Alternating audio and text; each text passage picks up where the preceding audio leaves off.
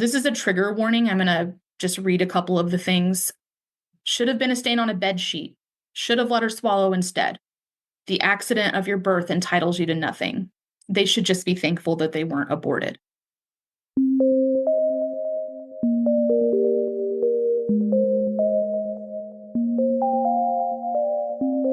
Hello, you are listening to NPE Stories. This is a podcast where NPEs can share their story. I am your host, Lily, and I found out I was an NPE through an Ancestry DNA test that changed my life forever. NPE is a term that stands for Not Parent Expected or Non-Paternal Event. This means that one or more of our parents are not who we believe them to be. NPE Stories is a podcast where NPEs can share their story of what their original family was like, how they found out they were an NPE, and what their journey has been like since the day they found out. And welcome to episode 214. And today I am speaking with someone who I spoke with about 5 years ago. I am speaking with Lauren. Hi, Lauren. Hello. I spoke with you back in 2020. Can you believe that? Oh my, that seems like a lifetime ago. I looked last night and I published your episode March 10th, 2020. Can you remember what the world was going through March 10th, 2020? It was the very start of the pandemic, right before shutdown. It was a very stressful time for everyone. It really was. I feel like so much has happened since then that it's been a lifetime ago. Yes. And not only for the world, but you and I have spoken a few other times over the years as well. But in your personal NPE story, we decided to do a part 2. You contacted me maybe over a year ago, and I said, if you want to wait on the list, we'd love to get an update. So if people want to hear the origin story, I should probably hand it over to you, but I will just mention it is episode 28, and I'll put a link down below for that. But how about right now we hand it over to you, why you're doing a part 2 and a little bit about where your story has gone. Yeah. So, I just want to preface all of this by saying that when I recorded part 1, I was in the middle of what would be almost 4 years of emotional hell. Like, there's just really no other way to word it. You can go back and listen to my story of origin, but to summarize, I was the product of a one-night stand who originally believed my birth father was my mom's first husband. And he was abusive and signed away all of his paternal rights whenever they divorced when I was age 2. And so I found out when I was 21 or 22 through court records that their divorce and through their divorce papers that he wasn't actually my biological father and that my mom wasn't sure who was. So when I did 23andMe in 2017 to get health data, I didn't realize that it matched you with relatives. I matched with my great aunt, and that is how I found my real birth father and his family. So this part 2, it's really about a few things. So first, I just plan to tell my story. I love listening to other people's stories. They're all so unique and special, and being a part of the NPE community has gotten me through some really hard days. So I hope whatever messages are conveyed in part 2 that perhaps others can learn from my story, whether you're an NPE, a found parent, a family member of either of those. We're all people who have feelings surrounding our own experiences. So, and then lastly, I'm just closing out a big chapter of my life. I've been seeking closure, and to me, this is part of that. Yeah. Yes. Thank you so much for doing that. I know a lot has happened and I'm interested. I just really appreciate you coming on and talking with me about this because you've been through a lot. And I think other NPEs have too. Sometimes things go well. And then I check in with NPEs later and I'm like, how's it going? And they're like, oh, things took a turn. So I think that's what happened to you. So I'll let you go ahead and get into it. Yeah. So, I can definitely relate to that. In 2017, whenever I found my biological father, I truly felt I had sufficient time to prepare myself should that day ever come. Because, like I said, I knew that I had a biological father out there. So I thought if I ever find him, I want to be prepared. So I felt like I had prepared for any reaction, but I wasn't prepared for the one I got, which was pure joy and excitement. He was so excited. And it really wasn't what I had expected or acted out in my mind. He told me immediately that he was all in and that he wanted a relationship and that he was so excited to have a daughter and two grandsons. He has two grown sons with his wife, and he met her 2 years after I was born. So I thought that I hit the jackpot and that this must all be too good to be true.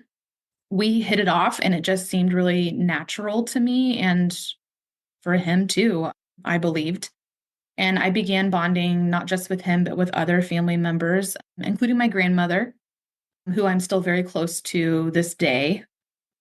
So my discovery was at the end of October in 2017. So he lives about 800 miles away. So in November of the same year, so this was 2017, my husband and I actually flew out to meet him and the rest of the immediate family.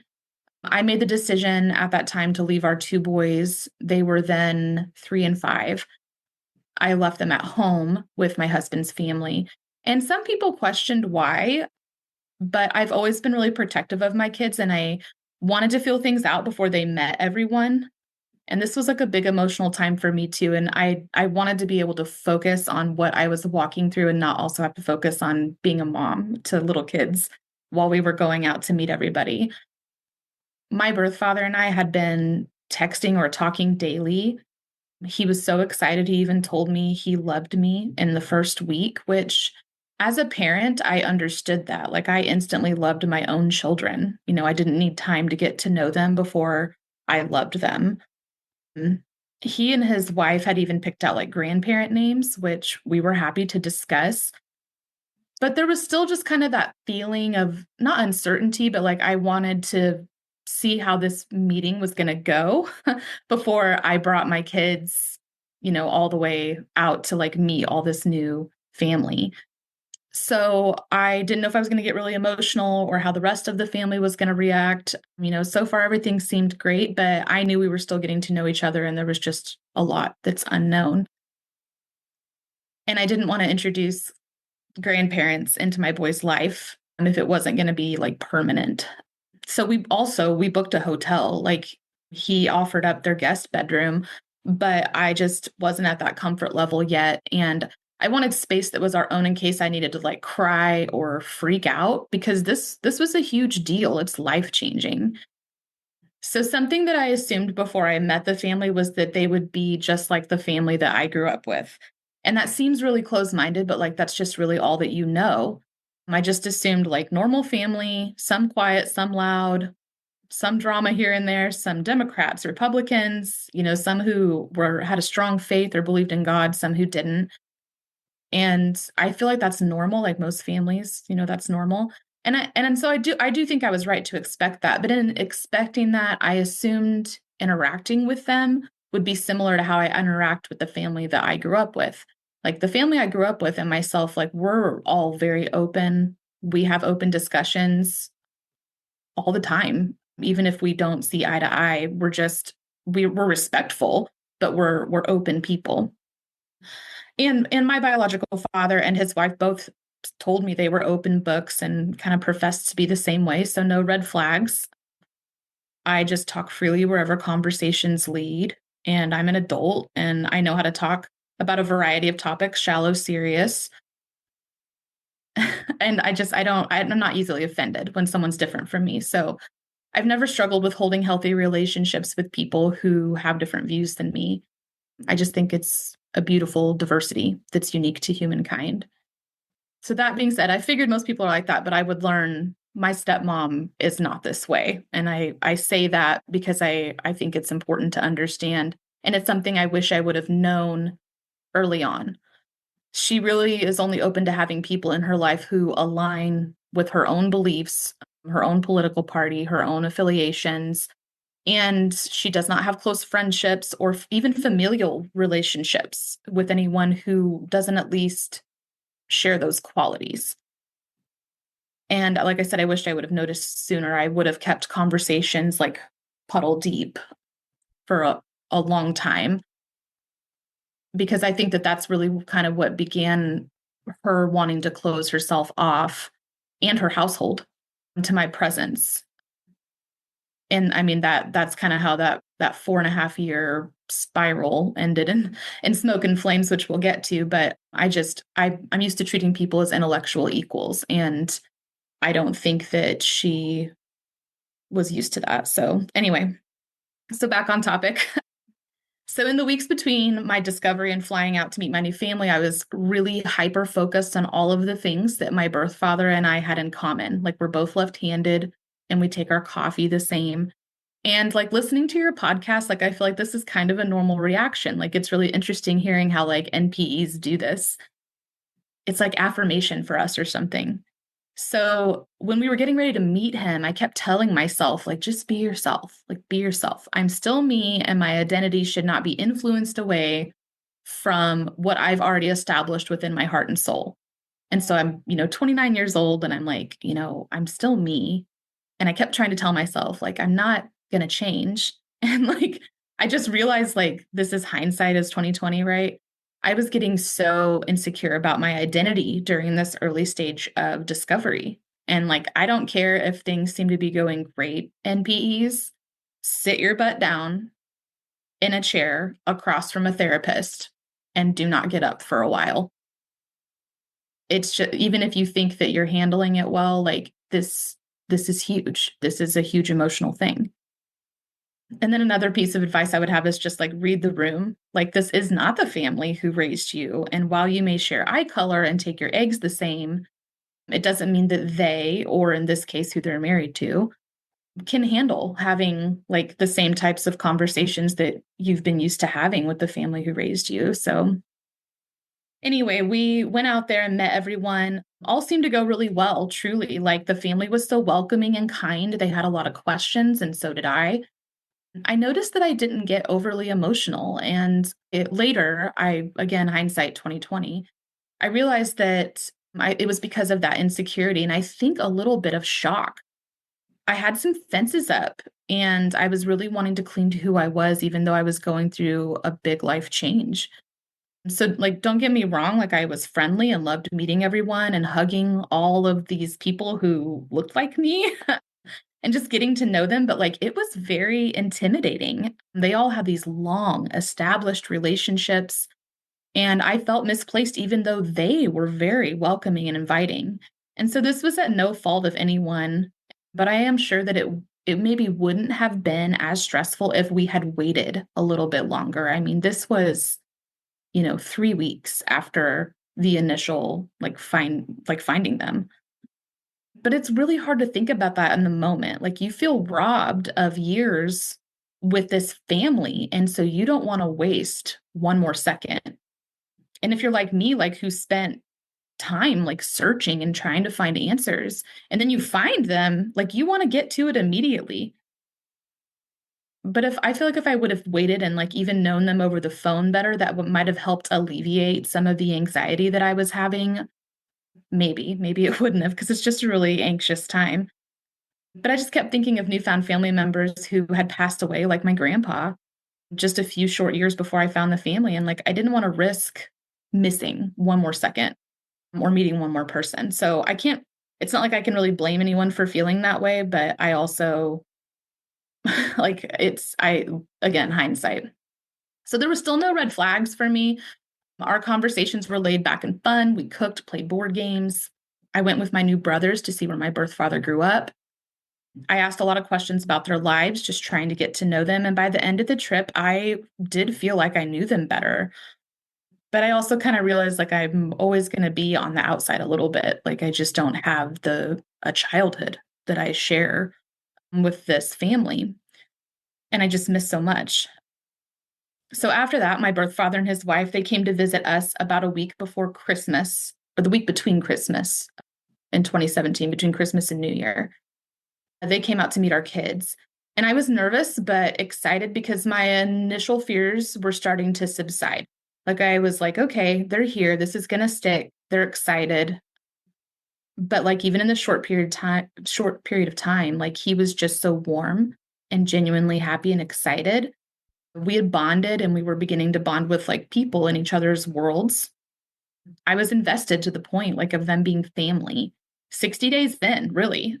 And like that's like a point like in a new relationship when you start to love someone and you're willing to overlook like silly little things, mistakes, differences because like you love or are beginning to love them. And I was seeing this as a new adventure with relationships to build. We may have been robbed of what should have been, but we have this wonderful gift of time to get to build a future with our families. So meeting the boys went really both fell into a natural ease with their new grandparents. It was solidifying, like how I felt like things were progressing in a positive direction. Well, it didn't take long for that illusion to start to dim a little bit. Like flags started showing up, but again, like I was starting to kind of like, oh, it's fine. This is a weird situation, and but I wasn't. I think I was just almost willfully ignorant to some of the flags that I should have maybe noted earlier on. So, like one night, this is just an example. My husband and I wanted to take my birth father and his wife out for dinner, just the four of us. And like at this point in our life, too, like we did not have money, but it was just something I really wanted to do. And this was the first night that I noticed like his wife seemed off, not like mad, just like distant and kind of cold, a little off putting. So that night we took them out to this really nice restaurant and she proceeded to order the most expensive thing on the menu, which I don't care because we offered, right? Like we want them to get what they want. But then she took like one, maybe two bites and then said we could get a doggy bag and take the rest home to feed our cat. And at the time, like I didn't say a word about this to my birth father, or like I didn't say anything like that this upset us. My husband and I talked about it like after, like later that night when it was just the two of us. And he's like, well, she wasn't raised, to know that that's really rude. They're just used to maybe having a lot more money than us. So like we just kind of laughed about it and let it go. But later, like I would find out that when my birth father talked to her about this rude comment, she told him that she lost her appetite because when he got up to go to the bathroom, conveniently enough, that I was very rude to her. And so she couldn't finish her meal. And so, of course, like this is completely untrue. Like my husband was there the whole time and he knows that I was never anything but polite to her. But like little things like this would start to happen, right? So like that night after dinner on the drive home, like I started to be like intentional. Like I was asking her questions about herself and her childhood because I didn't feel like I really had gotten to know her. Like I had already started to kind of get to know my birth father. And later, like my birth father would tell me like, it's good that you started asking her questions, but maybe you should have started asking a little earlier because I guess she was starting to feel like left out, like that she wasn't being involved enough. And so I asked my husband, I was like, are we doing that? Like, is my birth father and I, are we just talking about, to each other and leaving you and her out? And my husband told me, he was like, yeah. And he's like, but like, I understand it. Like, this is about you and him really, and your parent-child relationship. He's like, so it doesn't bother me. And he goes, but it obviously bothers her. And so like, what are we going to do? And I was like, well, I'm just going to be more like intentional about like including her and like talking to her, like moving forward. So I didn't think it was a big deal.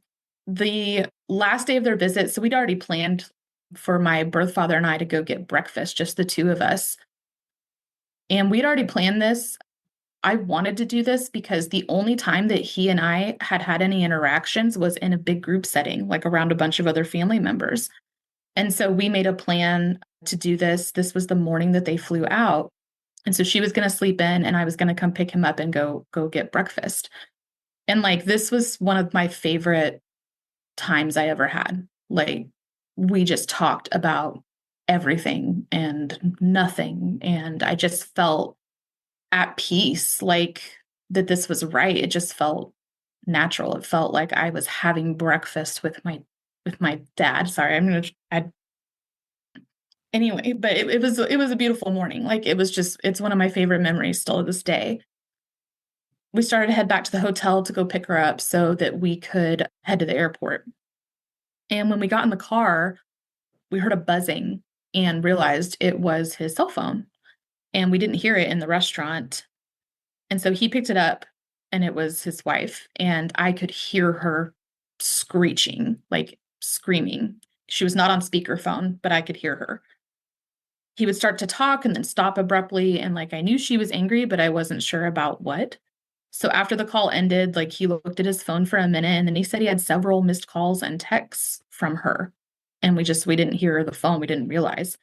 So I hurried. We got back to the hotel where we were supposed to pick her up and the luggage and head to the airport.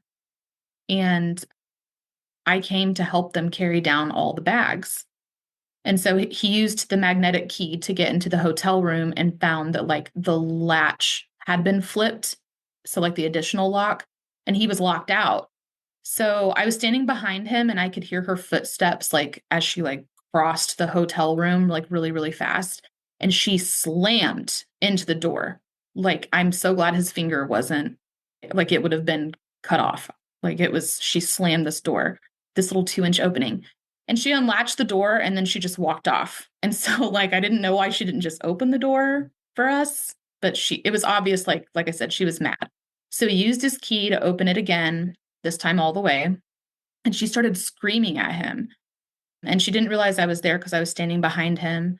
Well, then he like moved over a little bit and she caught sight of me and she screamed at me. She's like, "Give us some privacy." And I just turned on my heel and like ran to the lobby because I was shook. Like it was. I don't know how to explain it, but so I waited for a little bit and then he texted me and said that they'd loaded up the car and that they were waiting. So I like crept out to my car and he was in the front seat and she was in the back, like obviously livid. And like he looked like a beaten dog. Like I don't know how else to describe it. On the drive, like he explained that he shouldn't have left her alone, that she had to pack by herself, which I guess is a difficult thing, and that she was hungry. And so I got her something to eat and like we drove to the airport in silence. And he told me before they boarded the plane that when he got home, he was going to just like focus on her for a while and wouldn't likely communicate as often with me, and just that she needed his undivided attention right now. So they got on the plane and flew back. So being 800 miles away, like I could only go off of like what I was being told. He would take all the blame. He would tell me that, oh, she was angry at me, not you. He said he just needed to give her some attention and then she would be fine. I didn't see him in person again until we took our boys out to see them and for Easter of 2018. So this was just like a few months later. And it went well. Like we even stayed at their house this time. We dyed Easter eggs and like enjoyed some quality time. We went to church with my aunt and uncle and had a big like homemade pizza party. Like I loved that visit and I felt like things were going to be okay. Like that they had maybe figured out some of their stuff and that those like kind of road bumps were just, expected because this is just such a crazy situation. Well, of course, they didn't stay okay. From this point to the spring of 2021, it was all like ups and downs over and over, like a roller coaster. And that's why I say like it was 4 years of emotional hell. I would think things were going better. And then all of a sudden I would get a screaming phone call from my stepmom or a hateful text. And when I say hateful or like stuff that I wouldn't text to my worst enemy, and like, again, he would take all the blame, he would cover up what I would learn later was truly happening. There were multiple issues I believe that were going on, but like I said, I only got information that was being fed to me like in bits and pieces.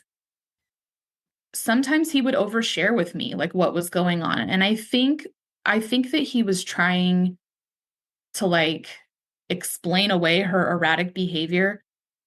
But I told him like, because a couple times when he overshared, I'm like, you really shouldn't like tell me that. I don't want to be in the middle of that, of your guys' stuff. But I just think I don't think that was his intention. Like, and I'm not trying to defend it. I would be furious if my husband overshared about our marriage. I just think that he still wanted to pursue a relationship with me, but he didn't want to scare me off or say the wrong thing or tell me like what was really going on. So he would tell me like they were in counseling over the stress that this discovery brought to their marriage. And then he told me that they changed counselors because the first counselor that they had agreed with him and not her. And so she demanded they change counselors. And like personally for me, I was like, that's shady. Like that's a big red flag. Like you don't go to a therapist so that they can affirm your feelings. Like they're there to help you work through your feelings, challenge them when they may be off point. And so, like, I don't know, but like I said, like he was oversharing, and when he told me that, I remember being like, you shouldn't tell me this. Like, it sounds like you guys are working through your stuff. That's fine. Like, it made me feel really gross. Like, it just made me feel really in the middle. So, she would get mad at him for oversharing because he would tell her like that he like stuff that he shared with me, and it just kept escalating. Like he told me that she felt excluded, that we had put her on an island and that it was all about us and she felt left out. So I agreed to accommodations that he had brought to me. So one of these was like not being able to text him without her also being on that text, like a three-way text. And this again, like it made me feel gross. Like the other woman, if I'm being honest, like I just couldn't understand what the big deal was. We weren't talking about anything bad, like just each other's lives, like nothing I didn't talk to my other family members about. And like she had my phone number too. So like I didn't feel like this was so she could get to know me better. Otherwise, like she just would text me like on her own. I tried like to talk to her, like to be more intentional, like I said, about like getting to know her. So like I would text her and I would get just like one word responses or sometimes most of the time no responses at all. She never reached out to me, not one time. It was always a one-way street there. And some time went by and it was no longer that she felt excluded. So like the next thing after we like were being intentional about including her, it was no longer that she felt excluded. Then she started to say that she felt like a rag doll being drug onto like obligatory phone calls and texts and FaceTimes. And I pointed out, like, we're trying to include you, but then she didn't seem to want to be included, if that makes sense. It was just really confusing. And I just felt like I couldn't do anything right. Like the cold hard truth of the matter was that like I couldn't do anything right. I didn't realize it then. The right thing would have been to say like you two need to figure out your issues and stop dragging me into the middle. Like call me when you're ready to move forward. But of course I didn't say that. Like I was terrified of losing what I finally found. So I just like hung out, listened, and hoped that like it would get better with time and communication. So I never missed sending like a birthday or Mother's Day present. Like I wanted to know that she like was special to me and my family as well, like as an individual, not just because she was married to my birth father that I found. Like I was really trying. I wasn't a fan of her attitude. It was making everything so hard for everyone else. Like no one else was struggling. It didn't seem like everyone else was excited and happy and, you know, on board, but like she was not. And it was just really frustrating to me. Like, why is this so hard? Like it doesn't have to be. Like you get a daughter. You don't have a daughter of your own. You get a daughter and you don't have to pay for a wedding or prom or go through puberty. Like pay child support. Like you've literally got out of all the awful things of having the daughter. Like I say awful, like but I mean, I'm just, joking, but it just didn't make sense to me. I just didn't understand it. So I just kind of started focusing on other family members too. I was forming attachments with my aunts and uncles, my grandma.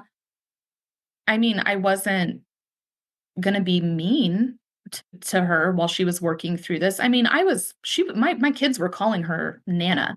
they had Nana and Pappy. That's their grandparents now.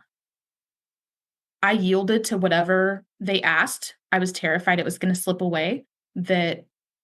And this is something that, like, this was a big mistake on my part. And I should have stood up sooner and said, like, your boundaries are violating my boundaries. But instead, I kept erasing and redrawing my lines to pacify her. And my anger was building, if I'm being honest. Like, why was this so hard? Like I said, I just didn't understand. Another big blow up that happened that, I tell this story because it's just kind of giving some insight as to, like, how tumultuous it was, like how it was going. She called me screaming one time because it was, I think, right after Father's Day, and I'd sent him a Father's Day card, and in the card I called him Dad. And she lost it. She called me screaming. She sent me horrible text messages telling me that I was disrespectful and that I should have come to her before making such a decision, and that she would have discussed it in their family unit, like with my half brothers and the two of them, to make sure that, like, everyone was okay with me calling him Dad. What? He is your dad, Lauren. He's your dad. Yeah, like that. And that was my exact reaction, Lily. Like I said, but he's my dad. Like, that's what I said. And I mean, I got pages of text messages just telling me that I was an entitled, disrespectful, just this horrible person, and that I had no regard for her feelings. And I did care about her feelings. I just didn't understand them. Like, and if I pushed back like that, like when I pushed back and was like, but he is my dad, it made it 10 times worse. Like, oh my gosh, it was awful. And to me, calling him dad was a personal thing that was between him and me. Like, if he had known about me all along, not almost 30 years after I was born, I wouldn't have asked her permission then. Like, she said this was just another example of my blatant disrespect and leaving her out of everything.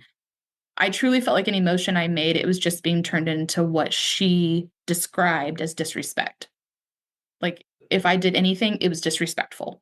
And so I just didn't feel like I could do anything. So this is really when things, like, it became apparent to me that this was more about control than the feeling of being left out. Things would start to come to the surface, like, all of a sudden. That was whenever they were like, oh, you were, that story came up about me being rude to her when we went out for dinner. She brought up something that I guess happened when we came out to meet them for the first time. We were in the living room just having a conversation, the four of us, the two of them, and then me and my husband. And the conversation was just flowing naturally. And I think it was her even. The conversation turned slightly political, like for a second. And it wasn't even anything that I felt like was offensive or that, I don't know. Anyway, but my husband, like, gave me the look like, this is our first time meeting them. Like, let's not get into that just yet. So we changed the subject and moved on. And I didn't think anything of it. Well, then, here it is 4 years later. And she was like, well, she was disrespectful the very first time I met her because she, in my own home, made a comment that I didn't agree with. Mm-hmm. It was just stuff. And she never mentioned this to me. Like, she never said anything to me about it. It was just like, here we are 4 years later, and now I find out she's got like a scorecard that she's keeping a list of all these things. And I'm like, you think you didn't say anything when we first met that I didn't agree with? Like, yeah, you did, but I don't keep a record of wrongs like that. Like, that's not how I build relationships with my family. And, like, if someone really did say something that bothered me that bad, like, I would just go, like, talk to them about it. And like, if I say something stupid, I'll apologize. I'll own it. And like I said, it just started to feel like she was grasping at straws. Like, this has all just been a huge mistake from the beginning. It was just yeah. So it was around this time, like, I started to notice things. Like, I always think, like, NPEs were kind of in this, like, newfound bubble, if you will, or some people call it the honeymoon phase. And I think that this had started to wear off just because of all of the, like, back and forth and, like, the weird drama and just being pulled in the middle. And so like the rose-colored glasses were coming off, if you will. So like I was noticing things. Like I noticed that like other people in the family did not have warmth for her. Like she wasn't really close with anyone in his family. I would hear things, like there was history prior to my arrival that had caused some breaks like within their extended family. And I was starting to like see those textbook narcissistic tendencies. And a lot of NPEs have narcissistic mothers. So this is not our first rodeo. And so we're able to pick up like when someone is a narcissist. So I noticed like she's trying to isolate him, control, check. She has an unreasonably high sense of her own importance, check. The inability to see things from another's perspective, check. Like just checking all the boxes. Getting upset when things are not about you, a need for admiration. I could go on, but you get the point. Like I was starting to notice these things, like just like I said, textbook. So all these years, like I felt like I was being pulled by my birth father through a door that she was trying to slam shut. That's the way that I describe it, just to give a visual. Like I just felt caught in the middle. I was unable to do or say anything without repercussions. I didn't even know what was going on half the time because they would just go silent, like absolute radio silence and darkness. It was really hard because I have kids. And so I don't like to use the word entitled, but I would feel entitled on their behalf. Like you can't just stop being a grandparent once you've decided you're going to be a grandparent.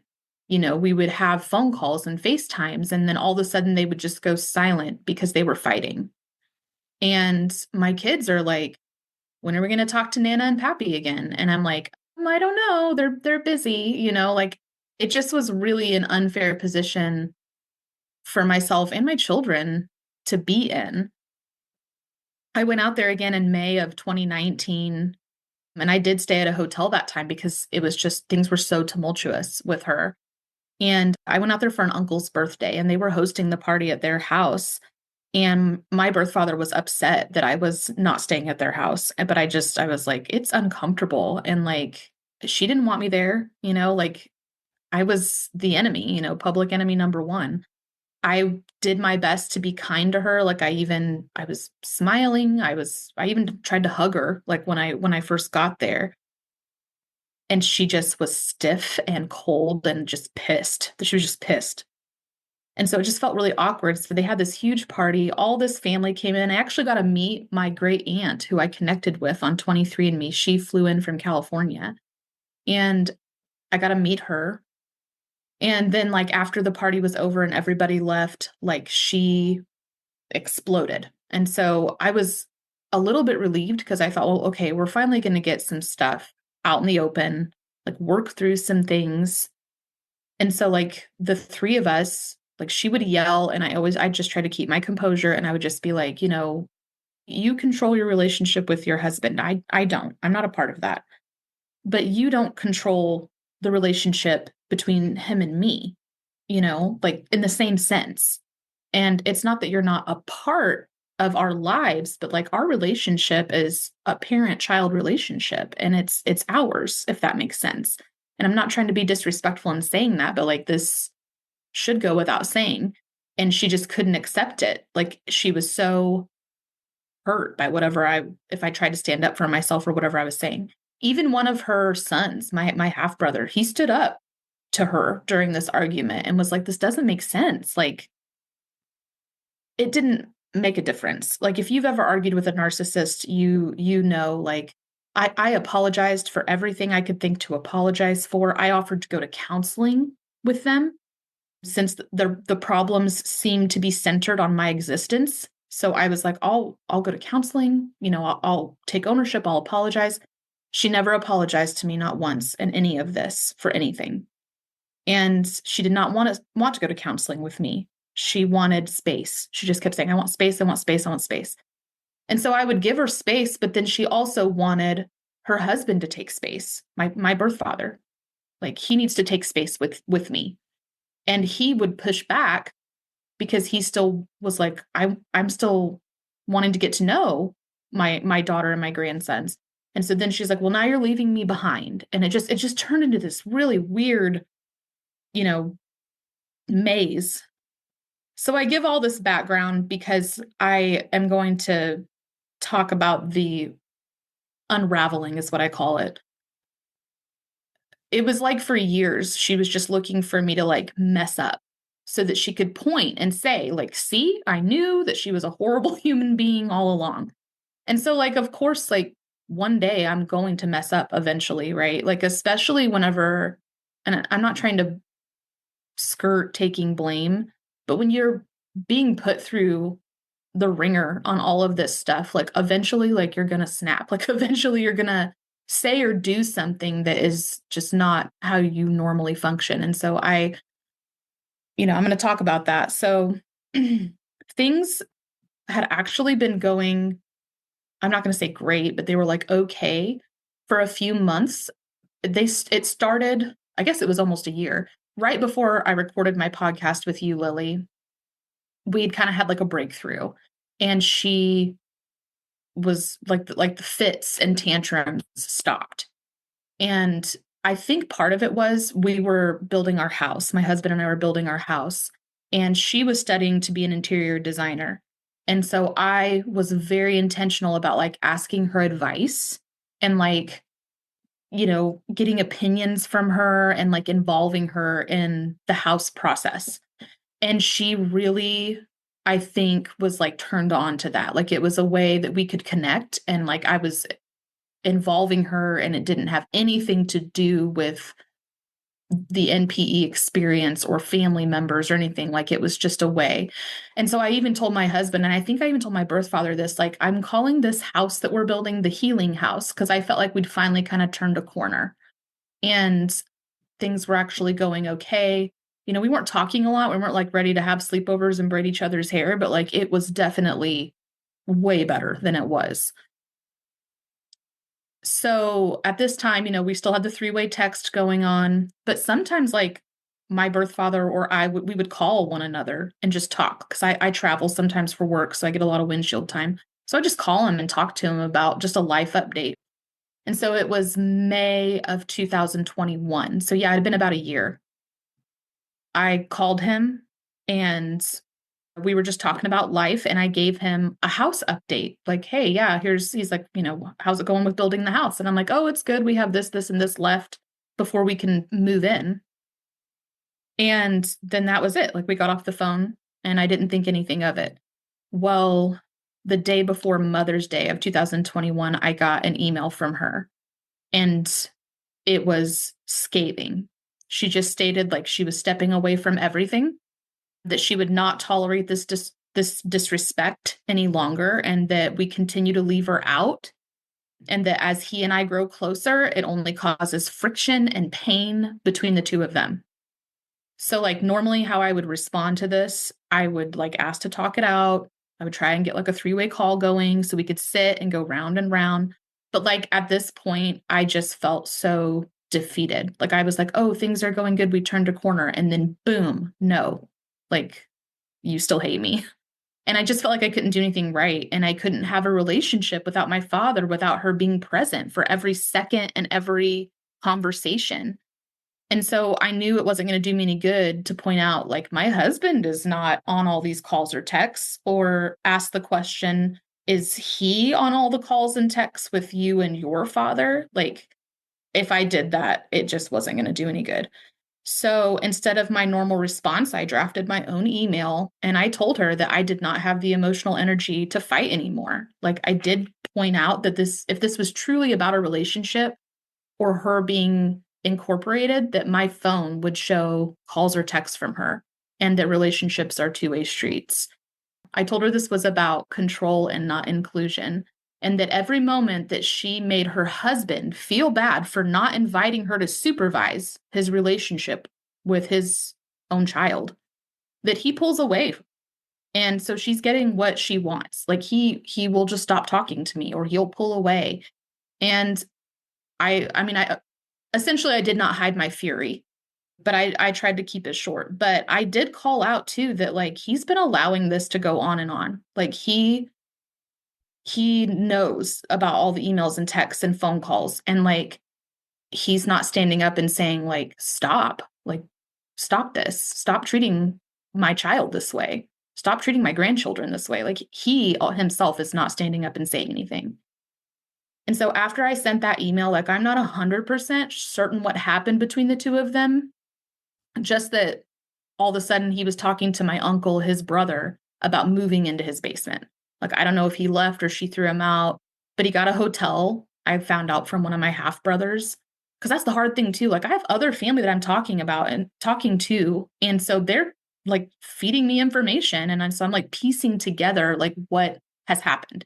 But essentially, I had assumed like that shit finally hit the fan hard enough. Like, he lost it and stood up to her. And so I had told him multiple times over the years of emotional hell that I didn't want his marriage to end. Like I didn't want him to have to choose. I just wanted him to have the father-daughter relationship that he also wanted. And I wanted him to get to be a pappy to my kids and even her to be a nana. Like the more people to love my boys, the better. But it can't be forced. And apparently we had just tried to force her and she was not on board. So after that blow up, like he texted me occasionally, revealing some of what was going on. Some of the texts were very ominous and they really jerked my emotions around. One text he sent me was just a photo of his hand with her wedding set on the pinky.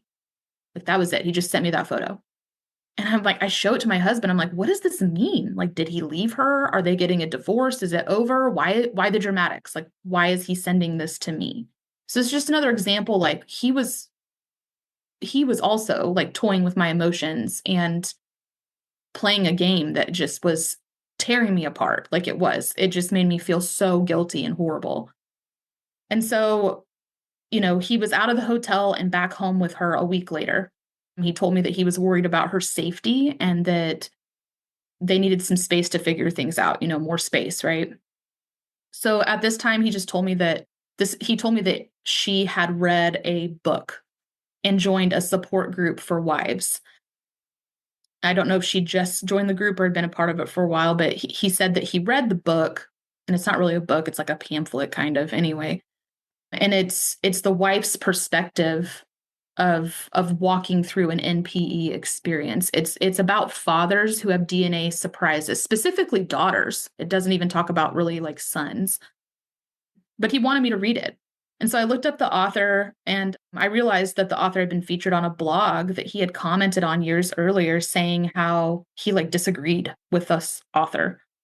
And he told me he didn't agree with everything the book said, but that it helps gain perspective of like what his wife was like walking through with this, life altering, changing discovery. And he told me, he goes, I wish that I could see what this group, like what they post in this group, because I just want to understand and I don't understand. And like, this was one of the last times we spoke. He was like, I wish that I could get in this group and see what they're saying just to like gain some perspective. So he just told me that like he was going to take some space and would reach out again when he was ready. And we got off the phone. A week went by, then another, and I was getting incredibly anxious. No updates, and I could just feel him slipping away. Like I could feel in my gut, like she wanted him to choose, like her or me, her or me. And it was making me really angry.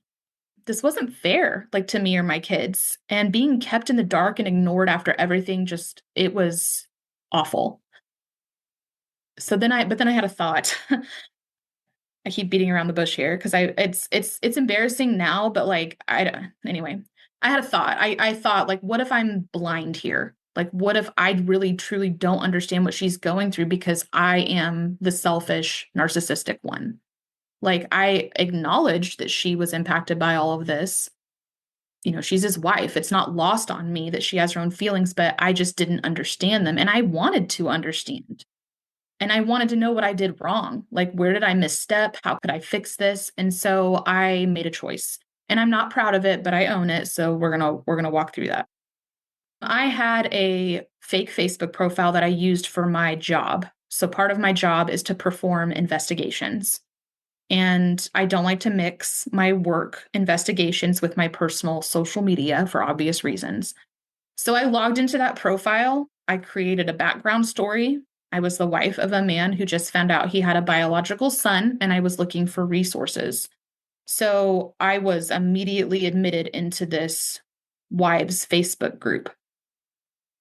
I only told my husband, my best friend, and then another NPE who I'm close with about this infiltration. My plan, so when I initially did this, I was just to like camp out. Like I wanted to read, absorb, learn, like just get perspective, like I said. But what I found whenever I did this, like it changed everything. Like it made me physically ill to read, but it helped me to understand that like this wasn't anything specific that I was or was not doing necessarily. The issues here, like they ran deep and they were not able to be fixed by any of the things that I had feebly attempted to change about myself in the years leading up to this. So this is a trigger warning. I'm going to just read a couple of the things. I can only summarize what I've saved as far as the things that were being discussed in this Facebook group, but I just want to give you an idea. The late spring of 2021, there was about 30 members, only about 7 to 9 of whom are like actively on there and posting in this group. Some of the things that they said in this group, there is a difference in kids created with love and intention. These kids are walking, talking mistakes. DNA tests are expensive. Condoms are cheaper. She may be blood. That does not make her family. If they aren't planned, why the hell would they think they are wanted now? And I hate reading these. It's just to get an idea of the culture. Should have been a stain on a bed sheet. Should have let her swallow instead. The accident of your birth entitles you to nothing. They should just be thankful that they weren't aborted. So seeing that my birth father's wife was not only one of the ones that was saying these things, but was part of a group who would condone this type of hate speech, like it cut me to my core. I didn't even realize how badly it cut me to my core when I was reading it. Like it violated more than Facebook standards. I would be upset if someone was speaking about an animal this way, let alone another human being. These comments are just the tip of the iceberg. It's my own fault though, because I pushed in and I discovered them, right? Like I have to acknowledge that. As NPEs, like we already have thoughts questioning our existence and purpose when we're going through our discovery. But like to read these amplified, disgusting comments, like it changes how you view humanity and how horrible like some people can truly be. I learned that the author of the book my birth father had told me about had been using an alias. I learned her true identity. She was the leader of this group from what I could tell. And she not only supported women saying these things, like she said some of what I just read. And I just couldn't wrap my mind around it. The vibe of this group was to protect your pre-discovery family and try to change as little as possible from your normal life. The NPEs are strangers. Wives would either want their husbands to like completely cut off contact from the new discovery, or they would say like, this is his mess to clean up. So either way, they were not happy or inviting or accepting of new discoveries. Not one person was asking like, how can I better support my husband through this? Or how can I help this biological child feel welcome in my home? Those questions were not being asked. This was not a support group in that sense. They just wanted to give like medical info and for NPEs to just go away. Their lives shouldn't be forced to change because of a decision that their husband made, decades ago in most cases. So I read some of these comments to my husband. He told me it wasn't healthy reading that and that I needed to get out of the group. And I told him I would think about it, and I did. But anytime I would get close to leaving, like I would talk myself out of it. Like my birth father's wife would post there, and I wasn't hearing anything from them. So it was like a window to know, like, do I need to prepare myself for what's coming? I did start to engage some just to see what kind of responses I would get. Like I asked the question, like, how can I better support my husband or make this child feel welcomed? And I was laughed at by the women in the group and told that I was in the wrong group and that this group was for women who did not have good experiences with these DNA discoveries. So I started to have moments of guilt because I was spying and I knew that that was dishonest, but I would just justify it like in the moment, because I would justify those waves of guilt away because I saw that many of the women, they also had fake profiles and were spying on their bio kids or sometimes on their husbands and in their husbands' support groups. My birth father's wife even suggested in this group that they should anonymously cross post in the men's group because the men just didn't understand what this was like for the wife. So like I kept seeing those things and I'd be like, oh, we're all doing it. Like we're all curious about like why the other person or people experiencing this, feel the way they feel or act the way they act. So I just kind of hung out. I kept staying and watching. I did take some screenshots that I like sent to my NPE friend because I didn't think she'd believe me. Like that was how bad some of the stuff was. I was like, she's not going to believe this. So I knew I was going to blow my cover at some point. And to be honest, looking back, I think I wanted to just so like, again, this could all be out in the open. Like I want to talk about things openly. I don't like secrets and hiding.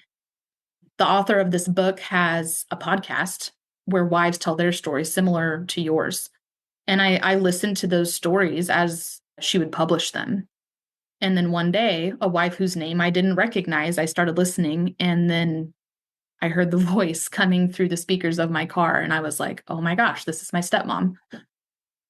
When I did my first podcast with you, like I talked to my birth father and stepmom and made sure that they were like, they knew and they were cool with it. Like I felt like I was being respectful. I had no idea that this was coming. It's almost an hour of her just talking about how I ruined her life and I steamrolled into her perfectly curated garden and planted a tree. Just, it was just so, like, I listened to it several times because I thought the first time, like, I'm not comprehending, it was just a shock. Well, then, like, she said that I wore my trauma like a badge of honor, and that, you know, the stuff that she had been through in her childhood would curl my hair. Like, what? Like, this isn't a pissing contest. Like, none of us need to compare traumas. Like, why can't we just be empathetic that everyone has been through stuff? Like, yeah, I was lied to about who my birth father was for my entire childhood and into my 20s. I don't wear that like a badge of honor. Like, it was awful and I wouldn't wish it on anybody. And hearing her use it as a punching bag, it just I just realized like I didn't even know her. This group, all the stuff that I was finding out, all the stuff I was hearing, I didn't even know her. And this was the person that I had let into my life and in my children's life. My sons call her Nana. And I just was sick. I was sick. There's no other, it was disgusting. I waited until I could compose my thoughts and then I drafted an email and like I talked about the podcast. I talked about, I let it all out. I was like, hey, like, this is awful and I'm hurt and I don't even know how to process this. I addressed it line by line, like the stuff she said in her podcast. She said that my brothers, her sons, didn't even like me or have respect for me, which was like, that was news to me. Like it was just, anyway, I don't want to justify that podcast by trying to defend things that just were so, anyway, so I sent this email. She never responded. He did. And I knew the jig was up. Like he very, very close to the beginning of that email correspondence was like, how do you know the book author's true identity? How did you find out about this podcast? It wasn't, let's talk about the horrible things you found. It was, how did you find this out? And so, I mean, I panicked.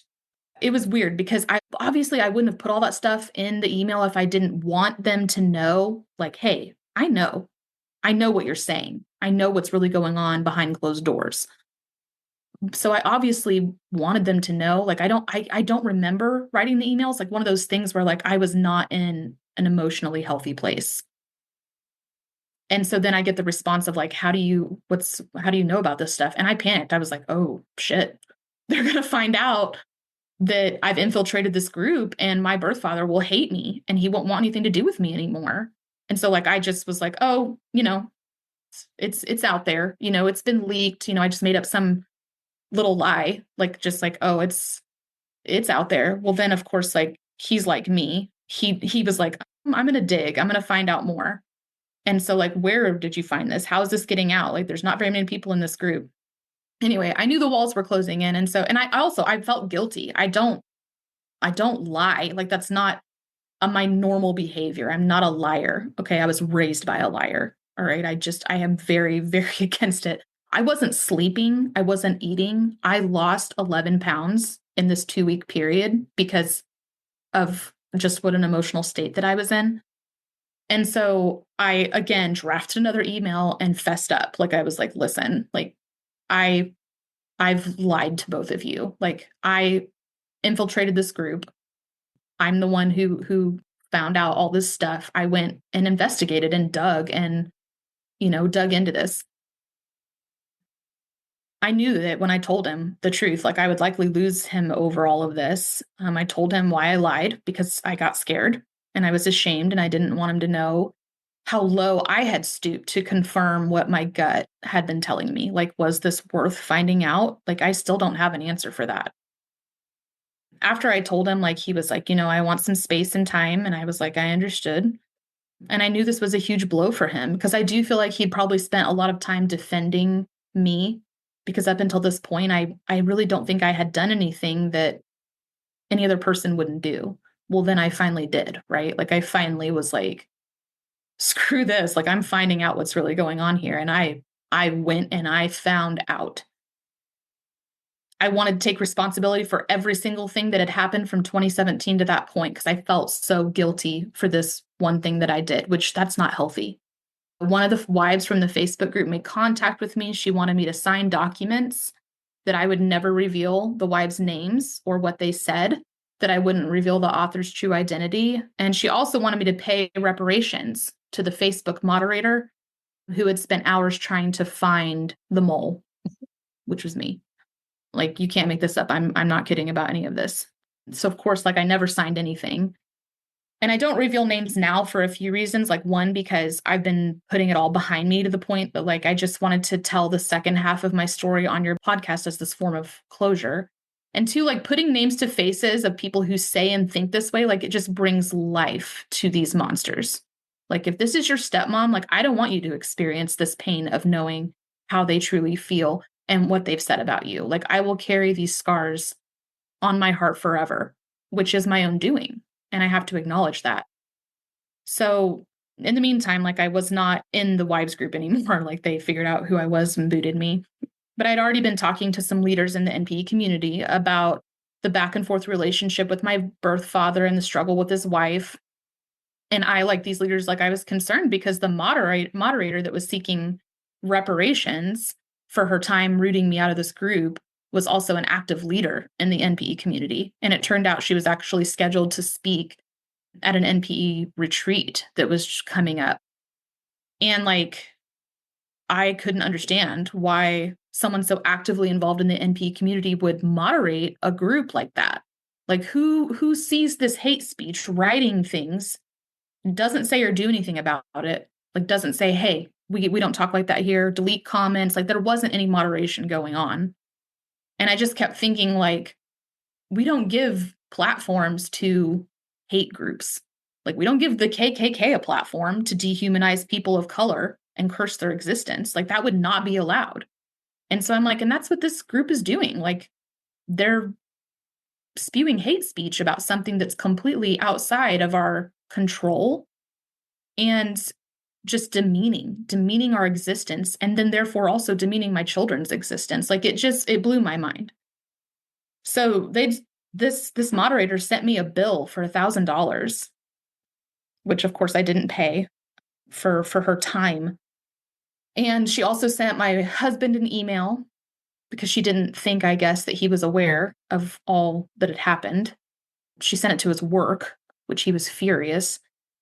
It just got so petty. It got so petty. They were so furious that I had read what I had read and knew about it, that it came out in these ways that were just, it was odd. Like, here's you owe me $1,000 for, because I had to spend time finding a mole that I let into the group. And then also, I'm going to email your husband and tell him all the things you did, which he already knew. So all this happened. He took some time, and then, after some months, maybe even been a year, I kind of lose track. Like, he told me that he was stepping away. Like, he was this battle, he was done fighting it. He asked people in the family, like, what should I do? What should I do? All of them were like, this is your choice. And yeah, so I think it was September 22. He told me, like, that he had to make a choice, and he'd made it, and that he was stepping away. And so, like, we've talked very few times between then and now. Once was like my son was hospitalized. We talked then. But yeah, it just really, everything fell apart and it fell away. And, like, it's on him. Like, he could have made the choice to stand up and say, like, no, like, this is my child.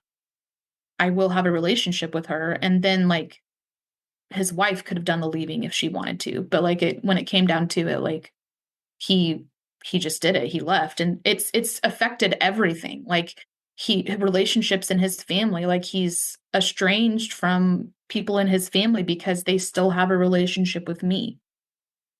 It's just made it so hard, like, because it just all fell apart. And, I think that it's easy for them to just kind of point at, you know, that thing that I did.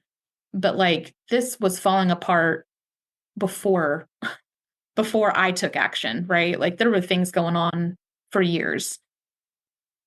So I guess kind of my closure here, like, to the dads, like, we're just looking for a part of ourselves, and you hold the genetic key. And some of you may even hold the emotional key. And withholding those keys is cruel. Like, we're human beings, and we exist in part because of you. And when someone who is responsible for our existence is a crappy human, it makes us believe we've inherited some of that. Like, it's ingrained in us. So at the very least, like, think of how you would want your mother, your grandmother, your other biological children, your grandchildren to be treated if they were us, because they are us. To the wives, you're an instrumental piece of this family, and how you respond matters, like, how you feel matters. However, this doesn't give you a free pass to control how your husband reacts or feels, or how we react and feel. You can be warm or you can be cold, and being cold will only bring pain, and it's truly so unnecessary. It's okay to say this is moving too fast for me, or I need time to process, but not everyone may feel the same as you, and to expect them to feel the same as you is not realistic. And then just the NPEs, like I said, get into therapy. And when something doesn't feel right to you, stand up and say so. If someone's violating your boundaries, stand up and say so. Don't let them erase your boundary lines or make you erase your boundary lines. Like, be vocal about what is comfortable or uncomfortable to you. Lauren, I'm so sorry, but you are not alone in this treatment. I get a lot of follow-up emails and people that contact me a year or two later, and some sad stuff happens, whether it's just as light as, oh, things got a little cold and distant, or big blowouts. This was hard to listen to today. If people wanted to get in touch with you, are you comfortable with that? Yeah, they can email me. I'm happy to talk to anybody. Okay. What's your email address? I'll put it in the show notes. It is laurencookphoto@gmail.com. Lauren, thank you so much for coming back on 5 years later, giving us an update. Whew, this was hard to listen to, and thank you for this. I just really wish you luck with your healing and your closure. And I understand what you're going through. I really do. Thank you. These stories are here for us to identify with. If you are an NPE and would like to share your story, email npestories@gmail.com. You do not have to give any identifying information. If you are an NPE and would like to share your story, I'd like to hear from you. Subscribe to this podcast to hear more. Come heal with us.